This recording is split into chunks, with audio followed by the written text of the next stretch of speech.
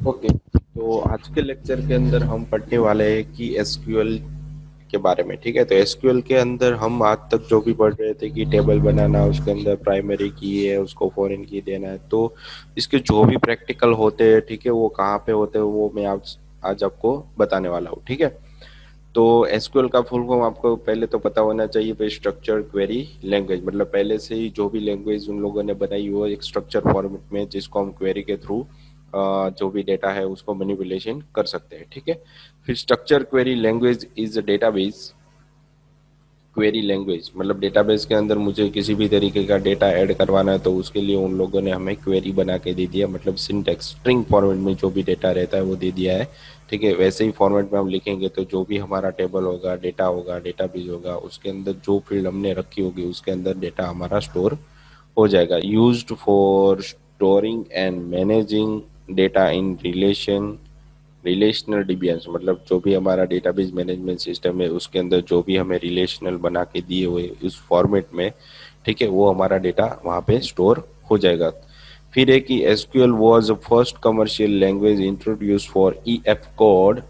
ठीक है, जैसे मैंने आगे आपको बताया था, पहले बताया था। ठीक है, रिलेशनल मॉडल ऑफ डेटा, मतलब रिलेशनल मॉडल के अंदर हमें डेटा स्टोर करवाने के लिए जिस तरीके की लैंग्वेज का हमने यूज़ किया था वो पहले किसने फाइंड की थी, ई एफ कोड्स नाम के व्यक्ति ने फाइंड की थी। ठीक है, तो टुडे ऑलमोस्ट ऑल आर्टिफिशियल जितने भी स्ट्रक्चर क्वेरी लैंग्वेज है वो सारे किसके बेस पर बने हुए हैं कि आरडीबीएम, मतलब डेटाबेस मैनेजमेंट डीबीएमएस के बेस पे बने हुए हैं। ठीक है, तो आज उस पर सबसे पहले क्या आया था कि माइस्क्यूएल आया था, उसके बाद ओरेकल, इन्फॉर्मिक्स, साइबेस, एमएस एक्सेस, इस सारे के सारे रिलेशनल डेटाबेस को फॉलो करते हैं, मतलब स्ट्रक्चर क्वेरी के लैंग्वेज को फॉलो करते हैं। ठीक है, रिलेशनल मॉडल के फॉर्म में सारा कुछ डेटा डेटाबेस के अंदर स्टोर रहता है।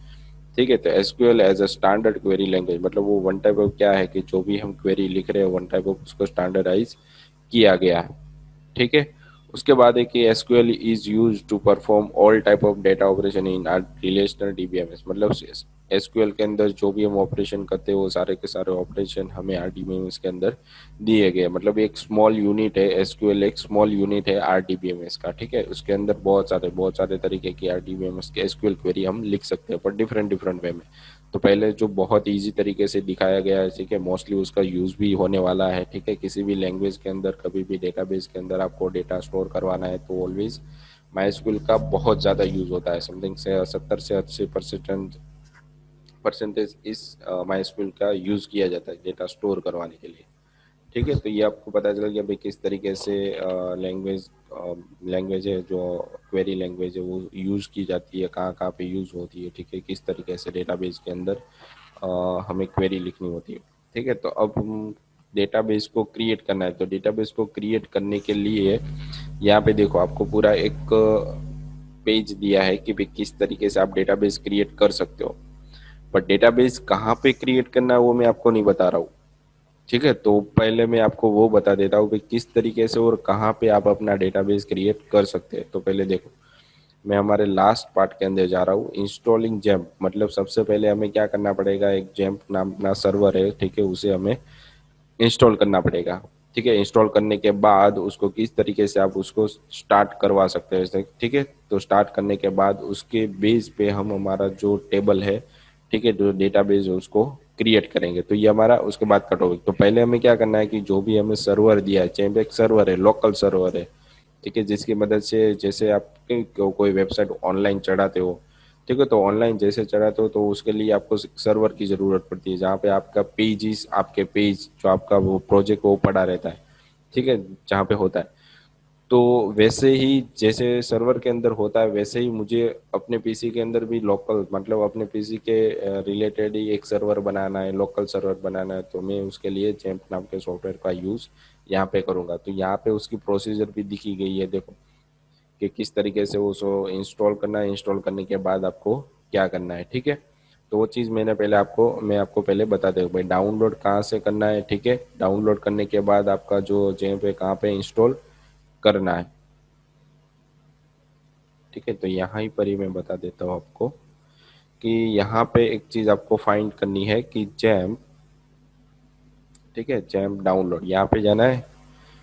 तो यहाँ पे जाने के बाद डाउनलोड के ऑप्शन बहुत सारे दिए हो गए हैं कि यहाँ पे आपके पास अगर विंडोज 7 के रिलेटेड, विंडोज 7 है आपकी ओएस, आपके पीसी के अंदर कौन सी ओएस है, विंडोज 7 है, तो आपको क्या करना है कि ये जो 7.4 नाम का जो वर्जन है, लास्ट अपडेटेड वर्जन, ये आपको यहाँ से डाउनलोड करना। अगर आपके पास लिनक्स की ओएस है तो आपको ये वाला नीचे का डाउनलोड करना है। अगर आपके पास मैक ओएस है या फिर मैक पीसी है, ठीक है, तो आपको ये लास्ट वाला डाउन, मतलब अलग अलग ओएस के लिए अलग अलग जेम यूज किए जाते हैं, ठीक है। तो आपको अपनी ओएस के मुताबिक इस जेम को यहाँ पे डाउनलोड करना है, ठीक है। बहुत ही छोटा है। जैसे आप इसको डाउनलोड करोगे, ठीक है, तो डाउनलोड करने के बाद, ठीक है, इस तरीके से ऑप्शन आएगा, ठीक है। इसको डाउनलोड करने के बाद जैसे नॉर्मली डाउनलोड हो जाता है, उसके बाद आपको उसको इंस्टॉल कर देना है। तो इंस्टॉल करने के लिए प्रोसेस में आपको यहाँ पे दिखा रहा हूँ, ठीक है, किस तरीके से होता है। तो पहले तो मैं डाउनलोड कर लेता हूँ इसको,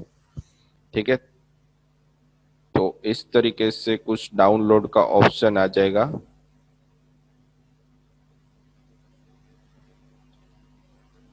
इस तरीके से डाउनलोड होता रहेगा, ठीक है। तो जैसे ही डाउनलोड हो जाएगा, मेरे पास आईडीएम, तो आपके पास आईडीएम नहीं होगा तो आपके ब्राउजर के अंदर वो ऑटोमेटिकली इंस्टॉल हो जाएगा। जैसे इंस्टॉल हो जाए,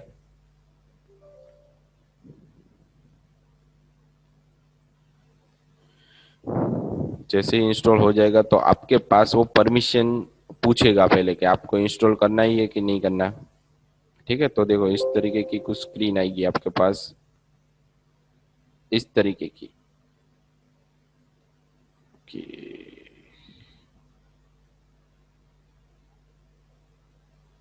ओके, अभी यहाँ पे दिखाई नहीं दे रहा, ठीक है। मैं आपको वापस उसको दिखाता हूँ।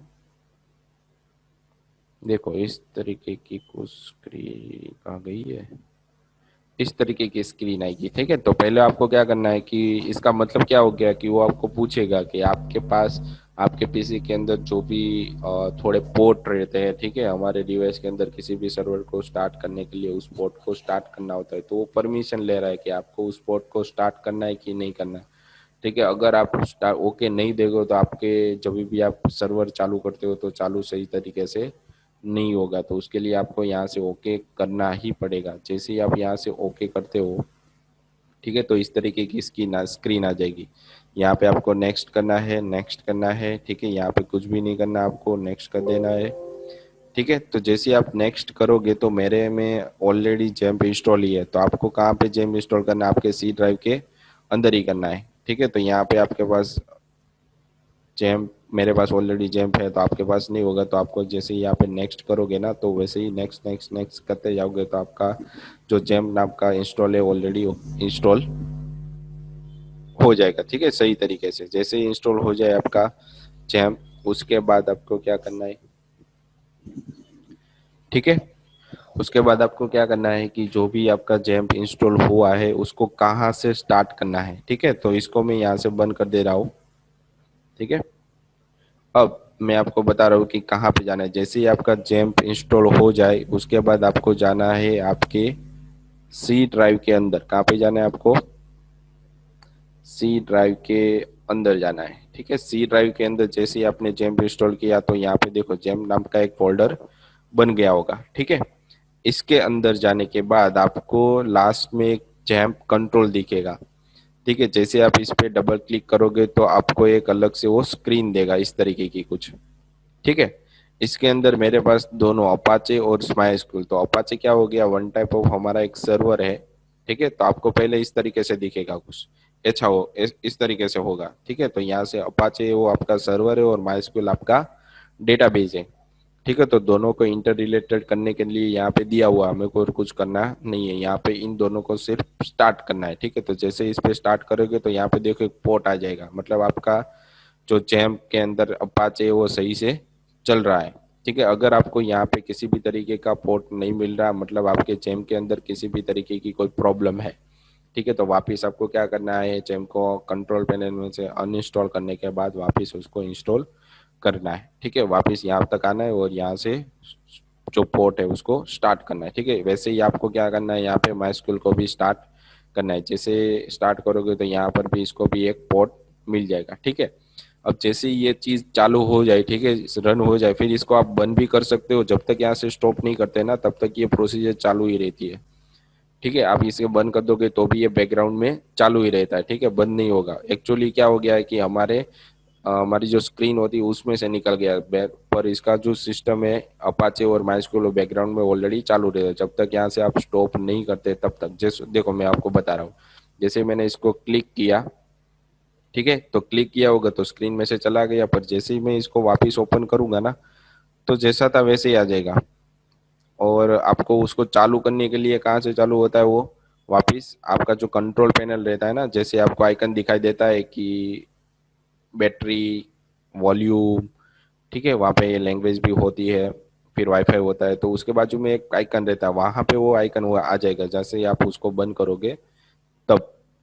ठीक है, तो ये चीज आपको ध्यान रखनी है। अभी आपको दिखाई नहीं देगा, पर आपको वो चीज वहां से फाइंड आउट करनी है, जहाँ पे आपको टाइमिंग, वाईफाई, वॉल्यूम, और वहां से आपको वो जेम बैकग्राउंड में चालू होगा। वहां से आप बंद करोगे ना तभी वो बंद होगा, उससे पहले वो बंद नहीं होता। आप क्लोज, चाहे उसे क्लोज पर भी क्लिक नहीं कर दिया हो, क्लिक करोगे तो भी बंद होगा नहीं, एज इट इज रहेगा। ठीक है, तो अब मैं आपको क्या बता रहा हूँ कि उसको आपने यहाँ से वापस स्टार्ट किया, जैसे आप इस पे स्टार्ट करोगे ना तो वापस देखो यहाँ पे स्टार्ट ही रहेगा, भले ही आपने यहाँ से उसको बंद कर दिया हो। ठीक है, देखो देखो यहाँ पे मैं आपको बता रहा हूँ कि इस तरीके से वो चालू ही रहता है। ठीक है, आप भले ही उसको बंद कर दोगे तो भी ये स्टार्ट ही रहेगा, जब तक यहाँ से स्टॉप नहीं करोगे तब तक। अब ये चीज चालू हो जाए उसके बाद आपको इसको बंद कर देना है। बंद करने के बाद आपको अपने ब्राउजर में जाना है। ठीक है, वो सारे स्टेप मैंने वहां पर ही लिखे हुए हैं, तो वो चीज आपको यहाँ पे याद रखनी है। ठीक है, तो अब आपको क्या करना है कि आपके ब्राउजर के अंदर जाना है और यहाँ पे आपको लिखना है, ये चीज मैं बंद कर देता हूँ। ठीक है, यहाँ पे क्या लिखना है आपको, लोकल होस्ट। जैसे ही आप इतना लिखोगे, ठीक है, तो आपका सर्वर जो वहाँ पे आपने सॉफ्टवेयर में चालू किया ना अपाचे और माइस्क्यूल, तो जैसे ही आपने वहां से स्टार्ट किया होगा तो यहाँ तो देखो इस तरीके से दिखाएगा आपको। ठीक है, मतलब आपका सर्वर सही से वर्क कर रहा है। इसके अंदर अपाचे वो सर्वर है, मारिया डीबी आपका डेटाबेस का नाम है, पीएचपी आपकी लैंग्वेज है, पर्ल है वो जिसमें पीएचपी बनी हुई है, उस वो लैंग्वेज है पर। तो इसके बारे में हमें नहीं जानना, हमें सिर्फ मारिया डीबी के बारे में जानना, मतलब डेटाबेस के बारे में जानना है। ठीक, ठीक है, अब क्या करना है,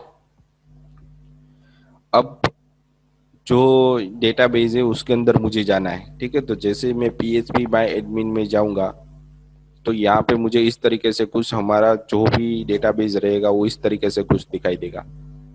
ठीक है, तो ये हम कहाँ पे आ गए, हमारे डेटाबेस के अंदर। अगर आपने सर्वर को सही से चालू नहीं किया, यहाँ पे किसी भी तरीके की कोई एरर आ रही है, देखो ये इस इन दोनों को आपने स्टार्ट नहीं किया, ठीक है, स्टार्ट नहीं किया, तो मैं क्या कर रहा हूँ, यहाँ पे जैसे ही रिलोड करूंगा ना तो हमारा सर्वर स्टार्ट नहीं होगा, हमें यहाँ पे किसी भी तरीके की कोई एरर वो दिखा देगा। देखो इस तरह, मतलब हमारा सर्वर सही से चालू नहीं हुआ। अगर आपको इस तरीके की स्क्रीन आ रही है तो आपने अभी तक आपका सर्वर चालू नहीं किया।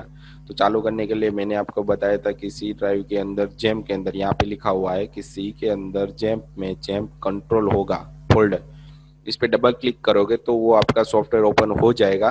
ठीक है, और ये से जिस तरीके से यहाँ पे ओपन हो रहा है तो यहाँ पे आपको इन दोनों को स्टार्ट करना है। जैसे स्टार्ट करोगे, ठीक है, और वापस आपको कहाँ पे जाना है, अपने के ब्राउजर के अंदर, वो जैसे ही इसको रिफ्रेश करोगे तो वापस जैसा था वैसा, मतलब आपका सर्वर सही से वर्क हो रहा है। ठीक है, तो इस तरीके की सारी प्रोसेस थी। जैम्प आपने इंस्टॉल किया, एक ही बार आपको ये चीज करनी है, जब भी आप दोबारा चालू करोगे तो आपको सिर्फ क्या करना है कि जैम्प कंट्रोल है उसको ही चालू करना रहता है। मतलब इसको इसके अंदर जाना है, जैम्प नाम के फोल्डर के अंदर हो जहाँ पे जैम्प कंट्रोल है, ठीक है, और इसको चालू कर देना है। स्टार्ट स्टार्ट करोगे तो वापस आपका सर्वर ऑटोमेटिकली चालू हो जाएगा। ठीक है, इसको चालू करके रखोगे तो भी कोई दिक्कत नहीं है। ठीक है, अब वापस इंस्टॉलेशन करने की जरूरत नहीं है। ठीक है, अब जब भी मुझे चाहिए तो इन दोनों को मैं स्टार्ट कर दूंगा। अब हमें हमारी क्वेरी जो मैंने आपको बताया कि डेटाबेस के बारे में जानना था, तो वापस हम ऊपर जाने वाले। देखो अब जैसे किस तरीके से हम हमारे डेटाबेस को क्रिएट कर सकते हैं, तो उन लोगों ने क्या दिया है कि to create a database in RDBMS, ठीक है, क्रिएट कमांड, उसके लिए भी उन लोगों ने कमांड दी हुई। कमांड का नाम क्या है, यहाँ पे क्रिएट डेटाबेस ए फिक्स आता है। फिर यहाँ पे आपको अपने डेटाबेस का नाम बनाए, जो भी आपने डेटा पर, आपके डेटाबेस के अंदर एक बार डेटाबेस होगा तो दूसरी बार आपको बनाने नहीं देगा। देखो ये मेरे सारे यहाँ पे डेटाबेस है, Ajax form, API, BCA, blog Laravel, तो सबके अंदर बहुत सारा डेटा यहाँ पे पड़ा रहता है। ये हमारी टेबल्स है, और टेबल्स के अंदर बहुत सारा रिकॉर्ड यहाँ पे होता है। ठीक है, तो इस तरीके से यहाँ पे पोस्ट में क्लिक करूंगा तो पोस्ट नाम के टेबल के अंदर रहेगा। देखो यहाँ पे आपको क्या मिल रहा है, सर्वर का नाम है ऊपर, फिर यहाँ पे डेटाबेस का नाम है, फिर यहाँ पे आपके टेबल का नाम हो गया। ठीक है, टेबल के अंदर कितने रिकॉर्ड अभी पड़े हुए हैं। ठीक है, उसके अंदर आप कितने भी यहाँ पे फील्ड बना, ये आपके कॉलम का नाम है, ईमेल नेम फोन क्रिएटर। तो इस तरीके से किसी भी तरीके की आप जब भी रजिस्टर करते हो ना, तो रजिस्टर करने के बाद आपका डेटा कहाँ जाता है, तो ये इस तरीके से स्टोर होता है। ठीक है, तो वो आपको यहाँ पे सीखना था। आज तक हमने जो भी थियरी पढ़ी है तो उस थियरी को यहाँ पे इम्प्लीमेंट करना है। ठीक है, तो सारा कुछ प्रैक्टिकल के फॉर्म में अब चालू हो रहा है। तो आपको डेटाबेस बनाना है, यहाँ पे वो डेटाबेस नहीं होना चाहिए। ठीक है, तो वो डेटाबेस बनाने के लिए मुझे कहाँ पे जाना पड़ेगा, उसकी क्वेरी एसक्यूएल जहाँ पे लिखा होता है ना, स्ट्रक्चर क्वेरी लैंग्वेज, मतलब इसके अंदर जाना है। और वहाँ यहाँ पे आपको एक कमांड दिए, देखो आपको कौन सा डेटाबेस बनाना है, क्रिएट डेटाबेस कॉलेज। अगर आपके पास कॉलेज नाम का डेटाबेस है तो आपको याद रखना है कि यहाँ पे आपको बनाने नहीं देगा, एरर देगा। देखो मैं इस तरीके से लिखता हूँ क्रिएट, ठीक है, वो कमांड भी आपको दे रहा है साथ में, क्रिएट डेटाबेस। ठीक है, डेटाबेस के अंदर आपको क्या बनाना है, कॉलेज ना। ओके, स्पेलिंग मिस्टेक हो गई है। ठीक है, स्पेलिंग मिस्टेक नहीं होनी चाहिए इसके अंदर। फिर मैं यहाँ पे लिखता हूँ कॉलेज। अगर मेरे डेटाबेस के अंदर कॉलेज नाम का डेटा होगा तो वो एरर दे देगा। फिर यहाँ पे लास्ट में देखो यहाँ पे गो होगा, इसको रन करने के लिए आपको यहाँ पे गो पे क्लिक करना है। क्या करना है, गो पे क्लिक करोगे। जैसे आप गो पे क्लिक करोगे तो आपको यहाँ पे दिखाई देगा, देखो can't create database college, database already exist, मतलब ऑलरेडी वो हमारे पास बना हुआ है, यहाँ पे होगा, देखो ये रहा। ठीक है, तो ये आपको बनाने नहीं देगा, एरर देगा। अगर आप यहाँ पे कुछ भी और नाम देते हो, जैसे कि मैं यहाँ पे दे देता हूँ कि BCA, ठीक है, BCA दे देता हूँ, तो ये हमारे डेटाबेस का नाम है जब बन जाएगा। ठीक है, यहाँ पे BCA अभी तो नहीं है। जैसे मैं उसको गो करूंगा, ओके ये भी है हमारे पास। ठीक है, BCA भी है, तो हमें ये भी नहीं बनाने देगा। तो वापिस हम हमारे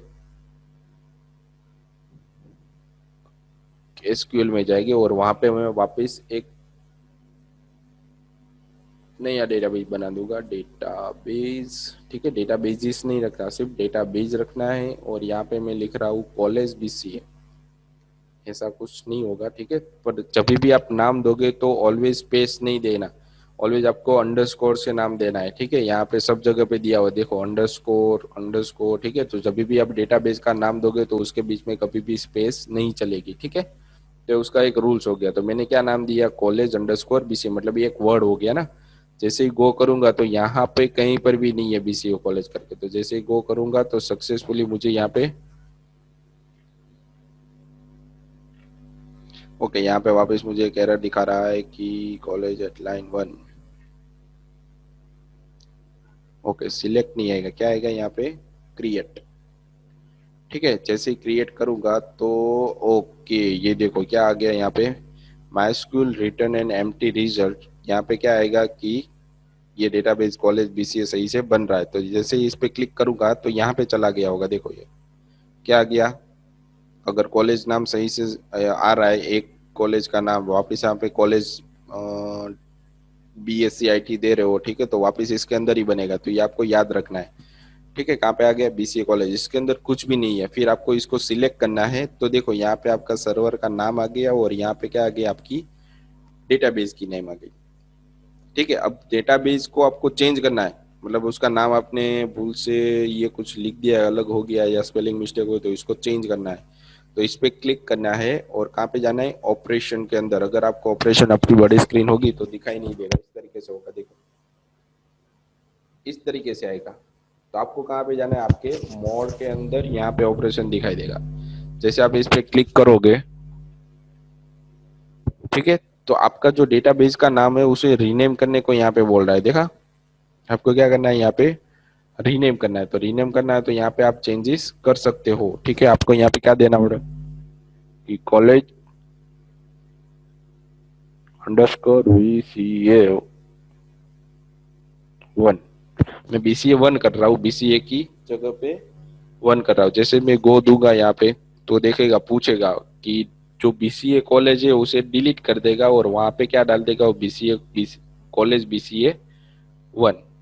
तो अब देखो यहाँ पे हमें क्या मिलेगा, BCA college, college underscore BCA one, college underscore BCA हमारा डिलीट हो जाएगा ऑटोमेटिकली, उसका रीनेम हो गया। वापस मुझे इसको चेंज करना है तो इस पे क्लिक करो, कहाँ पे जाओगे, ऑपरेशन के अंदर, यहाँ पे आपको क्या लिख देना है, जैसा था वैसा करना था, तो कॉलेज अंडरस्कोर बी सी ए, ठीक है। जैसे ही आप वो करोगे, ठीक है, तो आपका बीसीए वन डिलीट हो जाएगा और उसकी जगह पे आ जाएगा कॉलेज। मतलब आप डेटाबेस का नाम कहीं से भी आपको बदलना है तो आपको ऑपरेशन के अंदर जाना पड़ेगा, ठीक है। अब आपको क्या करना है कि इसके अंदर बहुत सारी टेबल है, देखो ई कॉमर्स कोई अलग से हम प्रोजेक्ट देख रहे हैं तो उसके अंदर टेबल रहती है, उस टेबल के अंदर बहुत सारा रिकॉर्ड रहता है, ठीक है। तो मुझे पहले क्या बनानी पड़ेगी, प्रोडक्ट, मतलब मुझे टेबल बनाना पड़ेगा। तो टेबल किस तरीके से बनाया जाता है, उसका एक स्ट्रक्चर होता है। जैसे हम सी लैंग्वेज पढ़ते हैं तो उसके अंदर क्या हो जाता है, किसी भी तरीके का डेटा हम दे रहे हैं तो उसका डेटा टाइप क्या होना चाहिए, इंटीजर, फ्लोट, वेरिएबल, टेक्स्ट, ठीक है। तो वैसे ही इसका भी डेटा टाइप यहाँ पे मेंशन करना होता है। तो यहाँ पे देखो आपकी प्रोडक्ट फील्ड आपने अपनी तरीके से बना तो दी, पर उसका डेटा टाइप क्या है, इंटीजर, मतलब इसके अंदर नंबर ही आएगा, ठीक है। फिर प्रोडक्ट नेम होगा तो उसके अंदर आप क्या स्टोर करवा सकते हो, सिर्फ नंबर भी स्टोर करवा सकते हो और किसी का नाम भी यहाँ पे स्टोर करवा सकते हो। फिर प्रोडक्ट डिस्क्रिप्शन, तो वहाँ पे क्या लिया है, टेक्स्ट, मतलब बहुत सारा डेटा आप इसके अंदर एक साथ डाल सकते हो। वेयर कैर होगा तो मैक्सिमम कितने डेटा डाल सकते हो, कितने कैरेक्टर, 100 कैरेक्टर, 100 कैरेक्टर, मतलब जब तक आपने 150 कैरेक्टर डाल तो 100 कैरेक्टर तक ही वो एक्सेप्ट करेगा, उसके बाद करेगा नहीं। अगर आपको उसकी लेंथ बढ़ानी है तो यहाँ से आप 150 भी यहाँ पे कर सकते, कितनी भी जाए कर सकते हो वेयर केयर के अंदर, ठीक है। तो वेरकर के अंदर लिमिटेड डेटा आता है और टेक्स्ट के अंदर अनलिमिटेड डेटा आता है। अगर इंटीजर होगा तो 10 डिजिट तक का डेटा वो स्टोर करके रखता है, मतलब 1 2 3 4 है तो उसके अंदर 4 डिजिट है, फिर 1 2 3 1 2 3 5 है तो ये वापिस 4 हो गए, मतलब अलग अलग नंबर से आप डिजिट जितने भी हो गए, तो 10 डिजिट मतलब बहुत सारे रिकॉर्ड इसके अंदर आप स्टोर करवा सकते हो, ठीक है। तो ये आपको बता दिया मैंने कि इंटीजर क्या होता है, वेर क्या होता है, ठीक है। इन टेक्स्ट क्या होता है, टेक्स्ट के अंदर लिमिटेड डेटा नंबर कैरेक्टर के फॉर्मेट में होता है। वेरकर के अंदर भी अल्फा न्यूमेरिक, मतलब किसी भी कैरेक्टर फॉर्म में डेटा होता है पर उसके अंदर लिमिटेड डेटा होता है। टेक्स्ट के अंदर अनलिमिटेड डेटा होता है, ठीक है। इसके अलावा भी हमारे पास बहुत सारे डेटा टाइप्स है, ठीक है, उसके बारे में हम पढ़े। पहले हम क्या बना लेते हैं कि हमारे जो कॉलेज है बीसीए उसके अंदर एक टेबल बना लेते हैं। तो टेबल बनाने के लिए वापस आपको कॉलेज बीसीए पर क्लिक करना है और वहां पे जाना है एसक्यूएल पे। तो टेबल बनाने के लिए यहाँ पर भी वापस एक कमांड दिया है, देखो टेबल किस तरीके से बनाते हैं। तो create command also be use to create a table, मतलब क्रिएट कमांड की मदद से हम टेबल भी बना सकते हैं। Now when we create a table, जब हम क्रिएट टेबल बनाते हैं, we specify the detail of column, मतलब जो भी हम कॉलम बना रहे हैं, ठीक है, उसकी डिटेल देनी पड़ती है, मतलब उसका डेटा टाइप कौन सा है, उसका नेम कौन सा है, ठीक है। तो we can specify name and its data type. तो यहाँ पर हमने देखो दो ही चीज बताई है, उसका नाम और उसका डेटा टाइप। वहां पे मैं आपको यहाँ पे दिखा सकता हूँ कि किस तरीके से होता, ठीक है। जैसे मैं बुक ले रहा हूँ तो बुक के अंदर देखो स्टूडेंट है, तो स्टूडेंट के अंदर देखो क्या है कि बुक आईडी, तो ये आपकी कॉलम हो गई। एफ नेम, मतलब आपको क्या नाम देना है उस फील्ड का, उस कॉलम का नाम आपको क्या देना है, ठीक है। तो ये चीज है एफ नेम, पर उसके अंदर कौन सा डेटा रखना है वो आपकी डेटा टाइप हो गई, ठीक है। तो वैसे ही मुझे यहाँ पे क्या बनाना पड़ेगा कि मुझे टेबल बनानी है, तो उसके लिए यहाँ पे स्ट्रक्चर दिया है, देखो क्रिएट, उसके बाद टेबल। तो ये चीज कीवर्ड है, यहाँ पे आपको अपनी तरीके से टेबल का नाम देना है, स्टूडेंट, कॉलेज, પછી सब्जेक्ट और सब्जेक्ट या फिर फैकल्टीज, ठीक है, एडमिशन, कुछ भी आप दे सकते हो। फिर उसके अंदर ये है कॉलम का नाम, मतलब आपका नाम, नेम, ईमेल, फोन नंबर। अगर आपने स्टूडेंट दिया है तो स्टूडेंट का यहाँ पे आईडी आ जाएगी, यहाँ पे उसका नेम आ जाएगा, ठीक है, यहाँ पे उसके मोबाइल नंबर, इसके ईमेल, फिर उसका डेटा टाइप। भाई नाम होगा, आईडी होगी तो किस तरीके से होगी, ऑलवेज नंबर में होगी तो इंटीजर देना पड़ेगा। नाम होगा तो यहाँ पे किस तरीके से आएगा, वेर केयर के अंदर आएगा। अगर आप यहाँ पे अपना डिस्क्रिप्शन बायोडेटा दे रहे हो तो यहाँ पे क्या आ जाएगा, आपका टेक्स्ट आ जाएगा, ठीक है। तो इस तरीके से, तो उसका एग्जाम्पल भी यहाँ पे दिया हुआ है, देखो क्रिएट टेबल स्टूडेंट्स। ठीक है, यहाँ पे जरूरी नहीं कि कैपिटल में देना सारा कुछ, जैसे आप स्मॉल में देना चाहते हो तो स्मॉल में दे सकते हो, या आप कैपिटल में देना चाहते हो कैपिटल। पर एक चीज ध्यान रखना, अगर आपने कैपिटल में दिया तो जैसे ही वहाँ पे क्वेरी लिखोगे तो वहाँ पर भी आपको कैपिटल में ही लिखना पड़ेगा, फिक्स रहता है। ठीक है, तो यहाँ पे मैंने क्या दिया, कॉलम का नाम आईडी, उसका डेटा टाइप इंटीजर, यहाँ पे स्मॉल या कैपिटल आप रख सकते हो। फिर यहाँ पे नेम है दूसरी कॉलम का नाम। ठीक है, उसके बाद वेर कैर, यहाँ पे मैंने कितने कैरेक्टर डाल सकता हूँ, एक नेम के अंदर 100।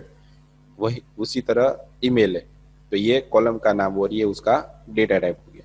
ठीक है, तो हम टेबल बनाते हैं, देखो किस तरीके से बना सकते हो, तो ये इसी फॉर्मेट में बना सकते हैं, क्रिएट टेबल स्टूडेंट, उसके बाद एक कॉलम का नाम।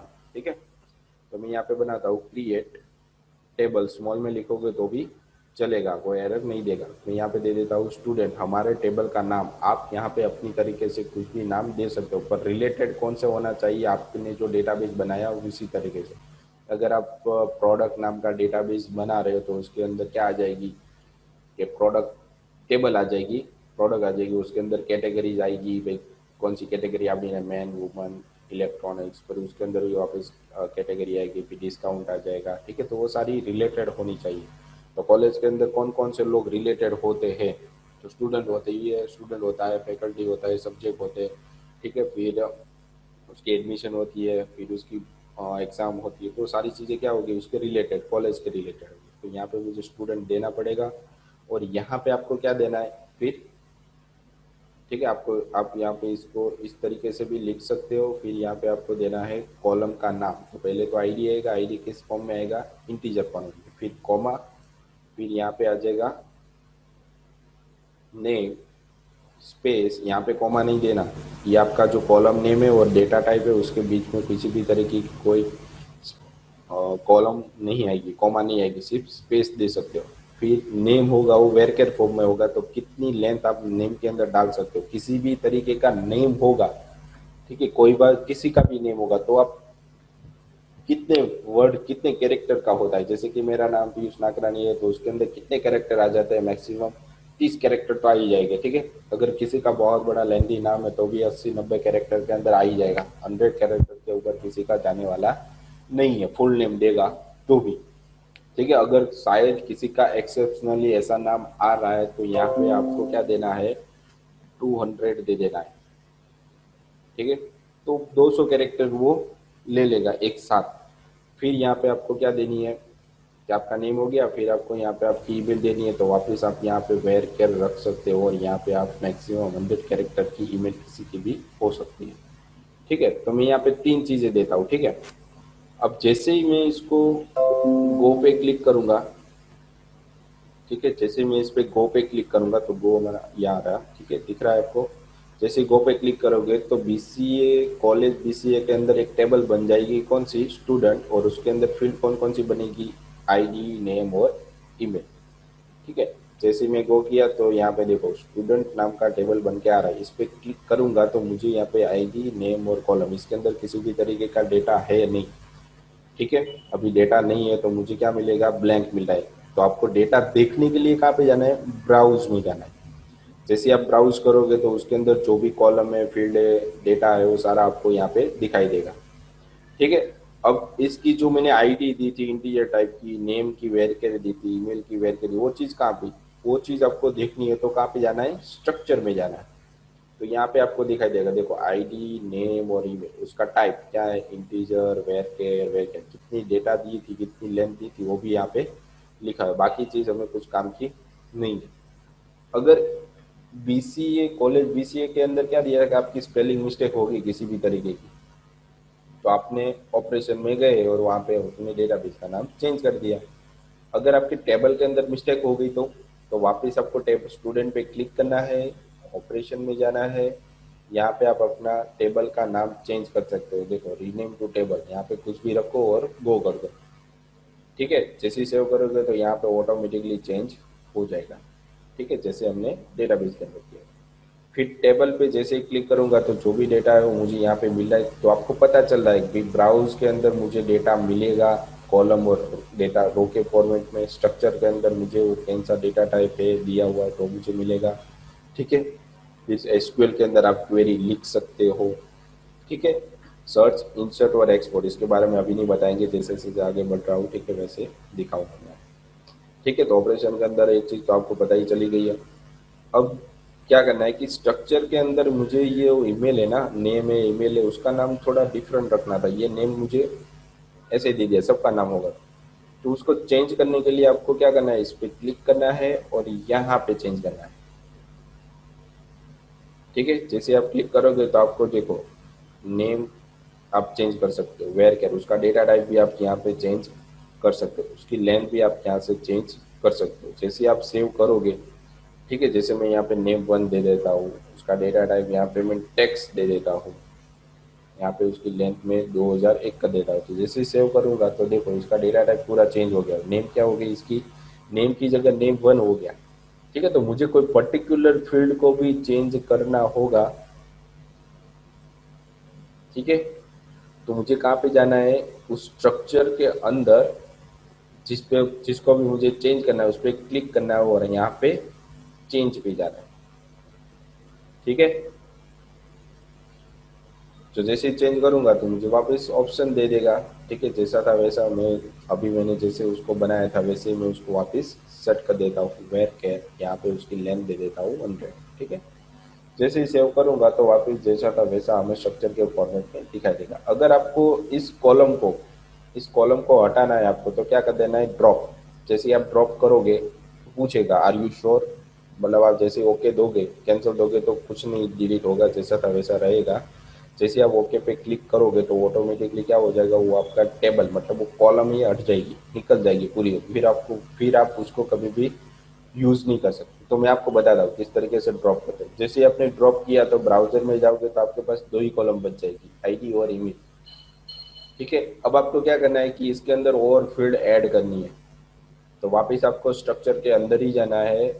स्ट्रक्चर के अंदर आपको लास्ट में यहाँ पे दिखाया होगा, देखो एक फील्ड आपको ऐड करनी है, किसके बाद, तो कि ईमेल के बाद या ईमेल से पहले।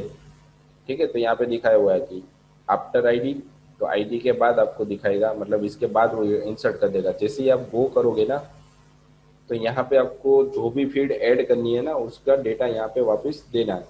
जैसे मैं वेरकेट दे देता हूँ, उसकी देन देता हूँ। जैसे ही मैं सेव करूंगा यहाँ पे तो स्ट्रक्चर के अंदर हमारे पास एक फील्ड वापस आ गई होगी। देखो वापस आपको एक और ऐड करनी है, ईमेल के बाद मुझे फ़ोन नंबर करना है तो मैं यहाँ पे क्या दे दूंगा, आफ्टर ईमेल वो करूंगा तो पूछेगा कौन सी फील्ड आपको डालनी है।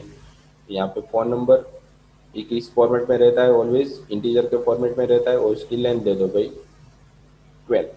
जैसे ही सेव करोगे तो वापस यहाँ पे एक और फील्ड ऐड हो गई होगी, देखो फोन उसकी इंटीजर है।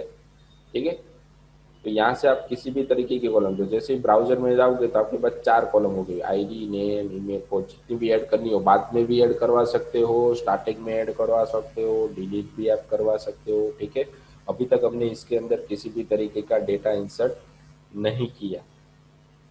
ठीक है, तो डेटा इंसर्ट किया ही नहीं है तो यहाँ पे हमें किसी भी तरीके का डेटा मिलने वाला भी नहीं है। ठीक है, तो हमें उसको क्या करना है कि डेटा इंसर्ट करवाना है। ठीक है, तो इंसर्ट करवाने के लिए उसकी यहाँ पे क्वेरी रहती है कि किस फील्ड के अंदर, देखो यहाँ पे जैसे एसक्यूएल में जाओगे। ठीक है, आपको क्या करना है कि पहले तो स्टूडेंट वाले टेबल में जाना है, मतलब यहाँ से भी आप क्लिक कर सकते हो। ठीक है, सॉरी, इस बीसीए कॉलेज बीसीए के अंदर स्टूडेंट पे भी क्लिक करोगे तो डेटा होगा तो मिल जाएगा। उसके बाद आपको इसके अंदर इंसर्ट करवाना है तो आपको कहाँ पे जाना होगा, एसक्यूएल के अंदर। तो यहाँ पे आपको साइड में देखो कितनी कॉलम है, उस कॉलम का नाम क्या है वो आपको दिखाई देगा। ठीक है, अब आपको क्या करना है कि आईडी नेम ईमेल और फोन उसके अंदर डेटा इंसर्ट करवाना है, तो उसके लिए अलग से क्वेरी आती है इंसर्ट की। तो ये क्वेरी मैं आपको यहाँ पे बता रहा हूँ, इंसर्ट इनटू, ये कीवर्ड है, फिक्स है, ये हम चेंज नहीं कर सकते। किसके अंदर ऐड करवाना है, तो स्टूडेंट्स नाम के टेबल के अंदर।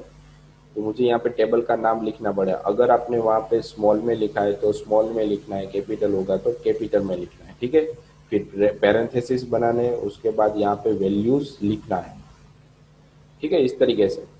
अब जो भी यहाँ पे फील्ड है आपको, जिस फील्ड के अंदर डेटा इंसर्ट करवाना है उस फील्ड का यहाँ पे आपको नाम लिखना है, पर किस फॉर्म में लिखना है, ये बैकवर्ड कोड में। किस फॉर्म में, बैकवर्ड कोड, जो वन के बाजू में जो सिंबल है ना उसका यूज करना है। यहाँ पे कितने फील्ड है आपके पास, चार ना, तो चार बैकवर्ड कोड यहाँ पे बना देने, इसके बाद यहाँ पे कोई कोमा आएगा नहीं।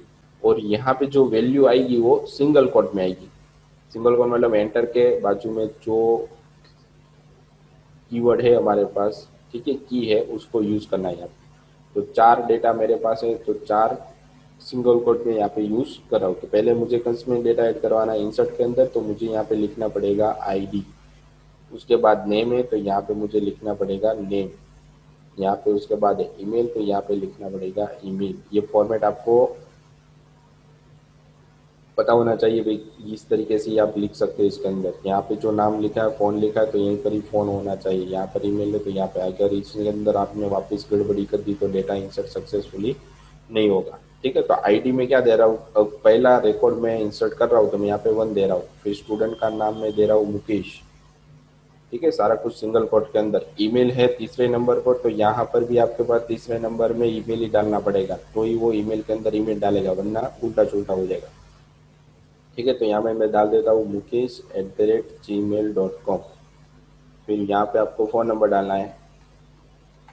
ठीक है, तो ये आपकी क्वेरी बन गई। जैसे ही आप यहाँ पे गो करोगे तो आपकी ब्राउज़र के अंदर एक रिकॉर्ड ऐड है, हो गया होगा। देखो, अब ब्राउज़र में जाना है, जैसे क्लिक करोगे तो यहाँ पे देखो ऐड डेटा आ गया आपके पास, जो भी आपने वहाँ पे डाला था। वन मुकेश@gmail, इसका यहाँ पे फ़ोन नंबर आ गया। तो फ़ोन नंबर हमने डाला था वो सही तरीके से नहीं आ रहा है। ठीक है, तो आपको उसका स्ट्रक्चर बदलना पड़ेगा। तो वापस कहाँ पे जाओगे, स्ट्रक्चर के अंदर, वहाँ पे इसके जो आईडी दी थी वहाँ पे आपको क्या करना है, चेंज। ठीक है, इंटीजर की जगह आपको क्या कर देना है, यहाँ पे वेर केयर कर देना है, और लेंथ तो इसके सही है ही। जैसे ही सेव करोगे तो ब्राउजर में जाना है। ठीक है, अब नया रिकॉर्ड हम इसके अंदर ऐड करते हैं। देखो वापस एक रिकॉर्ड, तो वापस एसक्यूएल में गए, वापस मैंने यहाँ पे क्या लिखा, क्वेरी लिख रहा हूँ, इंसर्ट इनटू स्टूडेंट्स। यहाँ पे मैं फील्ड का नाम, यहाँ पे वैल्यूज, ठीक है, वैल्यूज लिखना है, वैल्यू नहीं लिखनी। फिर यहाँ पे जो भी आपको फील्ड फील्ड का नाम जो भी लिखना है वो बैकवर्ड कोड में लिखना होता है। 4 फील्ड है हमारे पास, तो 4 बैकवर्ड कोड आ गए। उसके अंदर वैल्यू डालनी है तो सारे सिंगल कोड के अंदर आ जाएगी। ठीक है, यहाँ पे आपको देनी है आईडी, यहाँ पे आ जाएगी नेम, यहाँ पे ईमेल, और यहाँ पे फोन।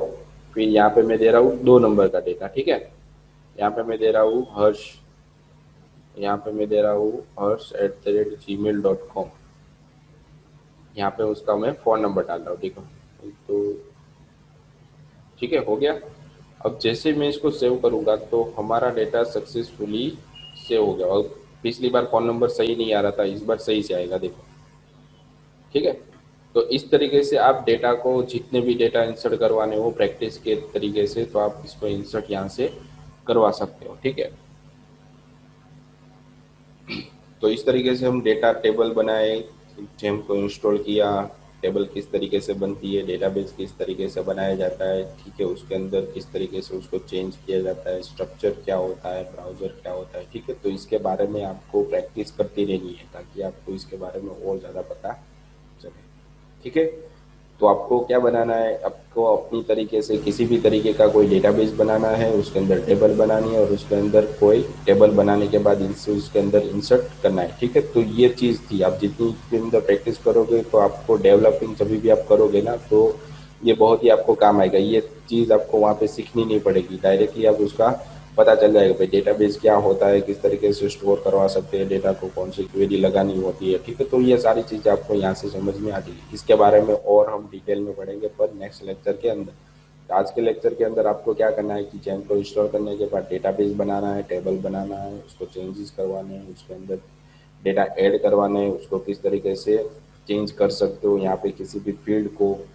ठीक है, डेटा कहाँ पे देखा जाता है, क्वेरी कहाँ पे लगाई जाती है, किस फॉर्म में लगाई जाती है, तो वो सारी चीज़ें आपको यहाँ पे आज के लेक्चर के अंदर प्रैक्टिस करनी थी। ठीक है, प्रैक्टिस करोगे, ठीक है, तो ये चीज़ आपको बहुत ही आगे काम आएगी। ये आप प्रैक्टिकल करे हुए तो भी पता चलेगा। ठीक है, ओके। तो जैसे ही हमारा लेक्चर खत्म हो रहा है तो लेक्चर के रिगार्डिंग यहाँ पे आपको क्वेश्चन दिए गए जो आपको सबमिट करवाने रहेंगे आपकी जो RMWIT की एप्लीकेशन है वहाँ पे। ठीक है, तो आज का लेक्चर के लिए इतना ही था। Thank you.